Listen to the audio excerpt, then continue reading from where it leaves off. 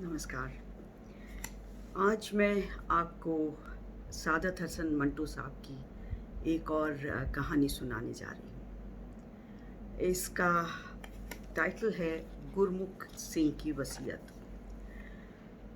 मंटो साहब की कहानियों में बहुत गहराई थी और जैसा वो देखते थे वैसा वो लिखते थे। पार्टीशन के वक्त उन्होंने कई दर्दनाक हादसे लिखे, जिसमें से मैं आज आपको सुनाने जा रही हूँ। गुरमुख सिंह की वसीयत। पहले छुरा भौंकने की इक्का दुक्का वारदातें होती थीं।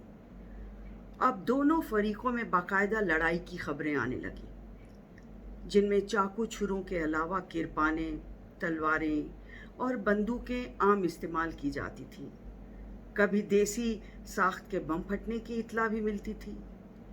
अमृतसर में करीब हर एक का यही ख्याल था कि यह फ़िरका वाराना फसादात देर तक जारी नहीं रहेंगे और यूं ही जोश कम होगा ये ख़त्म हो जाएंगे। फ़ज़ा फिर अपनी असली हालत पर आ जाएगी। इससे पहले कई बार फसाद हुए थे, लेकिन अमृतसर में वो देर पा नहीं थे। 15 रोज़ तक मार कटाई का हंगामा रहता था, फिर खुद ब खुद फ़रोग़ हो जाता था, यानी कि वो ख़त्म हो जाते थे और ठंडे पड़ जाते थे। हिंदुओं के मोहल्ले में जो मुसलमान रहते थे इन दिनों भागने लगे थे।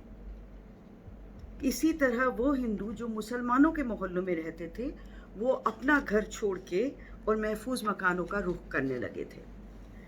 मियाँ अब्दुल हाई जो रिटायर्ड सब जज थे, उनको 100% यकीन था कि ये जो हालात हैं ये बहुत जल्द ही दुरुस्त हो जाएंगे और सब कुछ नॉर्मलाइज हो जाएगा।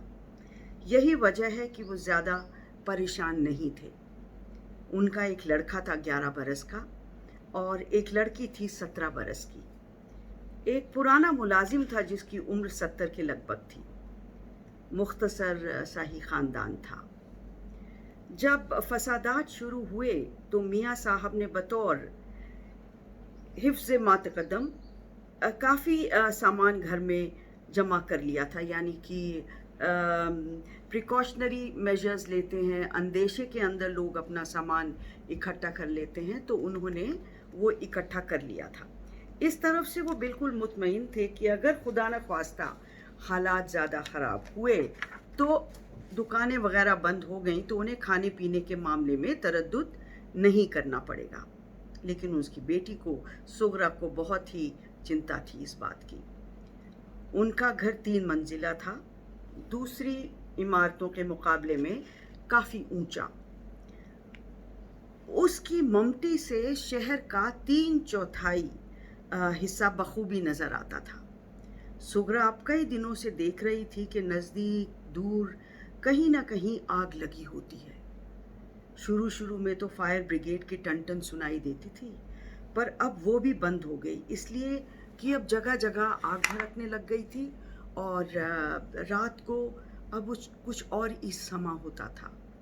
घुप अंधेरे में आग के बड़े बड़े शोले उठते, जैसे देव हैं जो अपने मुंह से आग के फव्वारे छोड़ रहे हैं।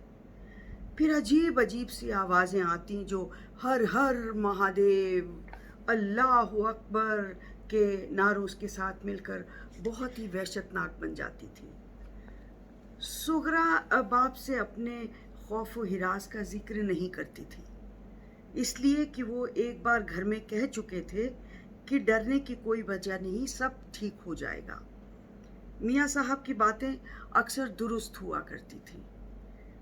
जब बिजली का सिलसिला मुनक़ते हो गया और साथ ही नालों में पानी आना बंद हो गया तो सुगरा ने मियाँ साहब को अपनी तशवीश का इजहार किया और डरते डरते ये राय दी कि जब सब चंद रोज़ के लिए शिरफपुरे उठ जाएं, जहाँ पड़ोस के सारे मुसलमान आहिस्ता आहिस्ता जा रहे हैं, तो हम कुछ दिन के लिए चले जाते हैं। मियाँ साहब ने अपना फ़ैसला ना बदला और कहा, बेकार घबराने की ज़रूरत नहीं, حالات بہت جلدی ٹھیک ہو جائیں گے۔ حالات بہت جلدی ٹھیک نہ ہوئے اور دن بدن بگڑتے چلے گئے۔ وہ محلہ جس میں عبدالحی کا مکان تھا مسلمانوں سے خالی ہو گیا، اور خدا کا کرنا ایسا ہوا کہ میاں صاحب پر ایک دن اچانک فالج گرا، جس سے باعث وہ صاحب فراش ہو گئے، یعنی کہ بیڈ ریڈن ہو گئے، بستر سے لگ گئے۔ ان کا لڑکا بشارت، جو پہلے اکیلا گھر میں اوپر نیچے طرح طرح کے کھیلوں میں مصروف رہا کرتا تھا، اب باپ کی چارپائی کے ساتھ لگ کر بیٹھ گیا اور حالات کی نزاکت کو سمجھنے لگا۔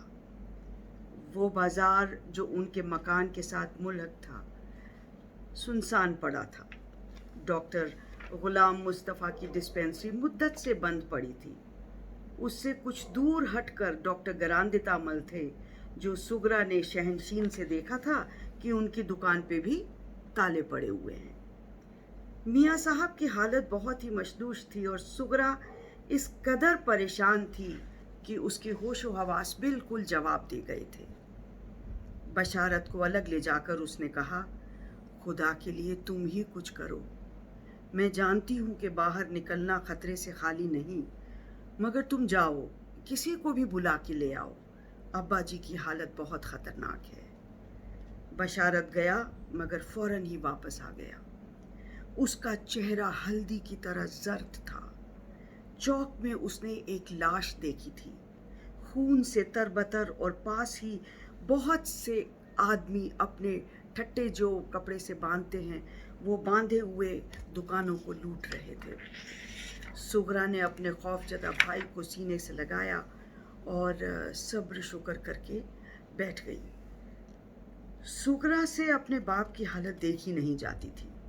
میاں صاحب کے جسم کا داہنا حصہ بالکل سن ہو چکا تھا، جیسے اس میں جان ہی نہیں تھی۔ گویائی میں بھی فرق پڑ گیا تھا، یعنی کہ بولنے میں بھی، گویائی مطلب بولنے میں بھی فرق پڑ گیا تھا۔ وہ زیادہ تر اشاروں میں ہی بات کرتے کہ سگرا، گھبرانے کی کوئی بات نہیں، خدا کے فضل و کرم سے سب ٹھیک ہو جائے گا۔ کچھ بھی ٹھیک نہ ہوا۔ روزے ختم ہونے والے تھے، صرف 2 روزے رہ گئے تھے۔ میاں صاحب کا خیال تھا کہ عید سے پہلے پہلے فضا بدل جائے گی اور بالکل صاف ہو جائے گی، مگر اب ایسا معلوم ہوتا تھا کہ شاید عید ہی کا راز قیامت ہو۔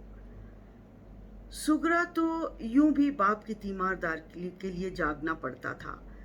ممٹی سے اب شہر کے قریب قریب ہر حصے سے دھوئیں کے بادل اٹھتے دکھائی دیتے تھے، اور رات کو بم پھٹنے کی ایسی ہولناک آوازیں آتی تھیں کہ سگرا اور بشاتر کے رہتے یہ لوگ سو بھی نہیں سکتے تھے، اور سگرا تو ویسے بھی باپ کی تیمارداری میں جاگنا پڑتا تھا۔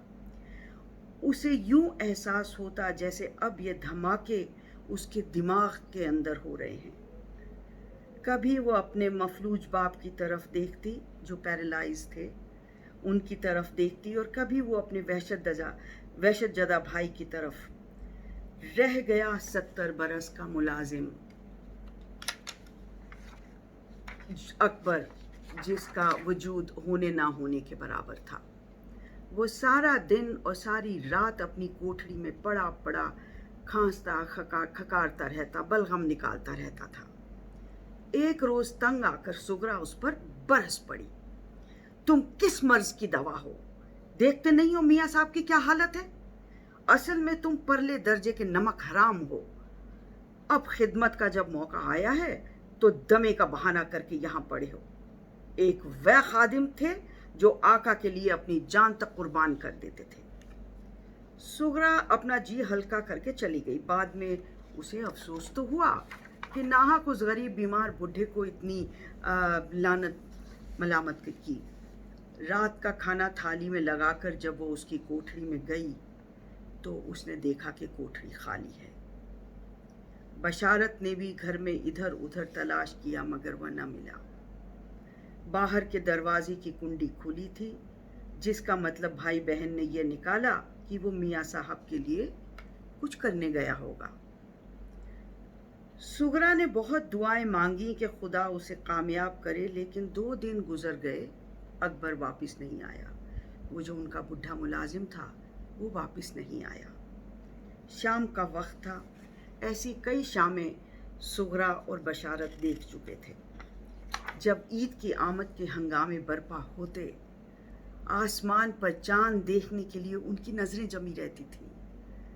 صرف چاند کو عید کا اعلان کرنا ہوتا تھا اور وہ دونوں اس اعلان کے لیے بےتاب ہوا کرتے تھے۔ اگر آسمان پر چاند والی جگہ بادل کا کوئی ہٹلا ٹکڑا جم جاتا ہے تو انہیں بہت کوفت ہوتی تھی۔ شام کا وقت تھا، سغرا اور بشارت ممٹی پر چڑھے، چاروں طرف دھوئیں کے بادل تھے۔ معلوم نہیں وہ چاند دیکھ رہے تھے یا جگہ جگہ سلگتی اور بھڑکتی ہوئی آگ۔ چاند بھی کچھ ایسا ڈھیٹ تھا کہ دھوئیں کی چادر سے بھی نظر آ گیا۔ سغرا نے ہاتھ اٹھا کر دعا مانگی کہ خدا اپنا فضل اور کریں اور اس کے باپ کو تندرستی عطا فرمائیں۔ بشارت دل ہی دل میں کوفت محسوس کر رہا تھا کہ گڑبڑ کے باعث ایک اچھی عید غارت ہو گئی۔ شام کی سیاہی ابھی گہری نہیں ہوئی تھی۔ میاں صاحب کی چارپائی چھڑکاو کے کیے ہوئے صحن میں بچھی تھی۔ وہ اس پر بے حس و حرکت لیٹے تھے اور دور آسمان میں نگاہیں جمائے جانے کیا سوچ رہے تھے۔ عید کا چاند دیکھ کر جب سغرا نے پاس آ کر انہیں سلام کیا تو انہوں نے اشارے سے جواب دیا۔ سغرا نے سر جھکایا تو انہوں نے وہ بازو جو ٹھیک تھا اٹھایا اور اس کے سر پر شفقت سے ہاتھ پھیرا۔ سغرا کی آنکھوں سے ٹپ ٹپ آنسو گرنے لگے۔ میاں صاحب کی آنکھیں بھی نمناک ہو گئیں۔ انہوں نے تسلی دینے کی خاطر بمشکل اپنی نیم مفلوج زبان سے الفاظ نکالے، اللہ تبارک تعالیٰ سب ٹھیک کر دے گا۔ عین اسی وقت باہر دروازے پر دستک ہوئی۔ سغرا کا کلیجہ دھک سے رہ گیا۔ اس نے بشارت کی طرف دیکھا۔ بشارت کا چہرہ بھی کاغذ کی طرح سفید ہو گیا تھا۔ دروازے پر پھر دستک ہوئی۔ میاں صاحب سغرا سے مخاطب ہوئے، دیکھو کون ہے۔ سغرا نے سوچا کہ شاید بڈھا اکبر ہو۔ وہ اس خیال ہی سے اس کی آنکھیں ایک دم تمتما اٹھی۔ بشارت کا بازو پکڑ کر اس نے کہا، جاؤ شاید اکبر آیا ہے۔ یہ سن کر میاں صاحب نے نفی میں یوں سر ہلایا جیسے کہہ رہے ہوں کہ نہیں، اکبر نہیں ہے۔ سغرا نے کہا، تو اور کون ہو سکتا ہے ابا جی؟ میاں عبدالحی نے اپنی قوت گویائی پر زور دے کر کچھ کہنے کی کوشش کی کہ بشارت واپس آ گیا۔ وہ سخت خوفزدہ تھا، ایک سانس اوپر اور ایک سانس نیچے۔ سغرا کو میاں صاحب کی چارپائی سے ایک طرف ہٹا کر اس نے ہولے سے کہا کہ ایک سکھ ہے۔ سغرا کی چیخ نکل گئی، سکھ؟ کیا کہتا ہے؟ بشارت نے جواب دیا، کہتا ہے دروازہ کھولو۔ سغرا نے کانپتے ہوئے بشارت کو کھینچ کر اپنے ساتھ چمٹا لیا اور باپ کی چارپائی پر وہ پھر بیٹھ گئی۔ اپنے باپ کی طرف ویران نظروں سے دیکھنے لگی۔ میاں عبدالحی کے پتلے پتلے بے جان ہونٹوں پر ایک عجیب سی مسکراہٹ پیدا ہوئی۔ جاؤ، گرمکھ سنگھ ہے۔ بشارت نے نفی سے سر ہلایا، کوئی اور ہے؟ میاں صاحب نے فیصلہ کن انداز میں کہا، جاؤ، سغرا وہی ہے۔ سغرا اٹھی۔ وہ گرمکھ سنگھ کو جانتی تھی۔ پینشن ملنے سے کچھ دن پہلے اس کے باپ نے گرمکھ سنگھ نام کے ایک سکھ کا کام کیا تھا، شاید ایک جھوٹے مقدمے میں نجات دلائی تھی۔ تب سے وہ ہر چھوٹی عید سے ایک دن پہلے رومالی سوئیوں سے بھرا ہوا ایک تھیلا لے کر آتا تھا۔ اس کے باپ نے کئی مرتبہ کہا تھا، سردار جی آپ یہ تکلیف نہ کریں، مگر وہ ہمیشہ ہاتھ جوڑ کر ایک ہی جواب دیا کرتا تھا، میاں صاحب واحے گرو جی کی کرپا سے آپ کے پاس سب کچھ ہے۔ یہ تو ایک حقیر سا تحفہ ہے جو میں جناب کی خدمت میں ہر سال لے کر آتا ہوں۔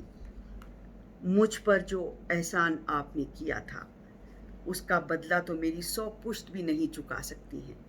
خدا آپ کو بس خوش رکھے۔ सरदार गुरमुख सिंह को हर साल ईद से एक रोज़ पहले सिवैयों का थैला लाते थे। इतना अरसा हो गया था कि सुगरा को हैरत हुई। उसने दस्तक सुनकर यह ख्याल क्यों नहीं किया कि गुरमुख सिंह होगा, मगर बशारत ने क्यों कहा कि कोई और है। बशारत भी तो उन्हें कई मर्तबा देख चुका था। और कौन हो सकता है, यह सोचती हुई सुगरा ड्योढ़ी तक पहुंची। दरवाज़ा खोले या अंदर ही से पूछे, इसके मुतालिक वह अभी फैसला न कर पाई थी कि दरवाजे पर ज़ोर से दस्तक हुई। सुगरा का दिल ज़ोर से धड़कने लगा। बमुश्किल तमाम उसके हलक से आवाज़ निकली, कौन है? बशारत पास ही खड़ा था। उसने दरवाजे की दज की तरफ इशारा किया और सुगरा से कहा, इसमें से देखो। जो वो दरार थी, सुगरा ने देखा गुरमुख सिंह नहीं था। वो तो एक बूढ़ा था और जो बाहर खड़ा था वो जवान था। सुगरा अभी दर्ज पर आंख जमाए जायजा ले ही रही थी कि जवान सीख ने फिर दरवाज़ा खटखटाया और सुगरा ने देखा कि उसके हाथ में एक कागज़ का भरा हुआ थैला है, बिल्कुल वैसा जैसा गुरमुख सिंह लेके आया करते थे। सुगरा ने धड़ से आंख उठाई और ज़रा बुलंद आवाज़ में पूछा, कौन है आप? बाहर से आवाज़ आई, जी मैं सरदार गुरमुख सिंह का बेटा हूँ, संतोख। सुगरा का खौफ बहुत हद तक दूर हो गया। बड़ी शाइस्तगी से उसने पूछा, फरमाइए आप कैसे आए हैं? बाहर से फिर आवाज़ आई, जी जज साहब कहाँ हैं? सुगरा ने जवाब दिया, बीमार हैं। बाहर की आवाज़ ने अफसोस आमेज लहजे में कहा, ओह। थोड़ी देर बाद फिर आवाज़ आई, जी ये सिवैयाँ हैं, सरदार जी का देहांत हो गया है, वो मर गए हैं। बाहर से फिर आवाज़ आई, जी हाँ 1 महीना हो गया है। मरने से पहले उन्होंने मुझसे कहा था कि देखो बेटा, मैं 10 बरस से जज साहब की खिदमत में हर छोटी ईद पर सिवैयाँ ले जाता हूँ। मेरे मरने के बाद ये काम तुम्हें करना होगा। मैंने उन्हें वचन दिया था जो मैं पूरा कर रहा हूँ। ले लीजिए सिवैयाँ। सुगरा इस कदर मुतासिर हुई कि उसकी आंखों में आंसू आ गए। उसने थोड़ा सा दरवाज़ा खोला। सरदार गुरमुख सिंह के लड़के ने सिवैयों का थैला आगे बढ़ाया, जो सुगरा ने पकड़ लिया। खुदा सरदार जी को जन्नत नसीब करे। गुरमुख सिंह का लड़का कुछ वक़्फ़ के बाद बोला, जज साहब बीमार हैं? सुगरा ने जवाब दिया, जी हाँ। क्या बीमारी है? फालिज। ओह, सरदार जी जिंदा होते तो उन्हें ये सुनकर बहुत दुख होता। मरते दम तक उन्हें जज साहब का एहसान याद था। कहते थे, जज साहब इंसान नहीं देवता हैं। अल्लाह मियाँ उन्हें ज़िंदा रखे, उन्हें मेरा सलाम कहिएगा। और ये कहकर वो थड़े से उतर गया। सुगरा सोचती ही रह गई कि वह उसे ठहराए और कहे कि वो जज साहब के लिए किसी डॉक्टर का बंदोबस्त कर दे। सरदार गुरमुख सिंह का लड़का संतोख सिंह जज साहब के मकान के थड़े से उतरकर चंद गज ही आगे बढ़ा तो ठाटा बांधे 4 आदमी उसके पास आए।